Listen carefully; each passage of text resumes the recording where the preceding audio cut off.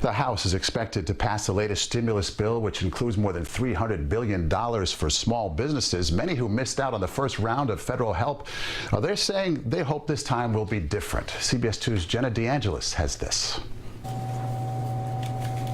Julia Testa built her flower company from the ground up 5 years ago with a location in Brooklyn and later this shop in Soho. I've sacrificed a lot of my years in building this.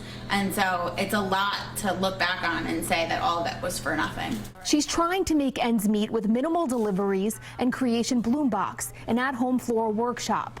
But this is her busiest season. In corporate events alone, we had to cancel upwards of $200,000 in business just for March and April alone, and that's not including weddings. Early April, she applied for a Paycheck Protection Program loan, finding out 2 weeks later the $349 billion meant to provide relief to small business owners ran out, with thousands of applications still pending, including hers. It is very frustrating to feel like you were forgotten. She's among those criticizing the program for giving funds to bigger companies. For the same amount of money, for $20 million to go to one company versus 200 businesses, you are increasing the risk that these smaller companies will go out of business or go through, very traumatic times moving ahead.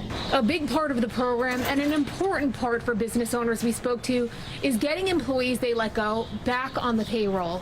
Like Hoboken's Little City Books, which furloughed its 20 employees. We're the type of business that it was meant for, so I'm hopeful. I'm very hopeful this second round, and that I'm placed in the queue well enough to get something in the second round, but it would help us a lot. David Lewis, CEO of Operations Inc., a human resources consulting practice, says the second wave of funding, like the first, could take weeks to get in the hands of businesses. We're looking at a long stretch here before you're going to see a flattening of the unemployment curve.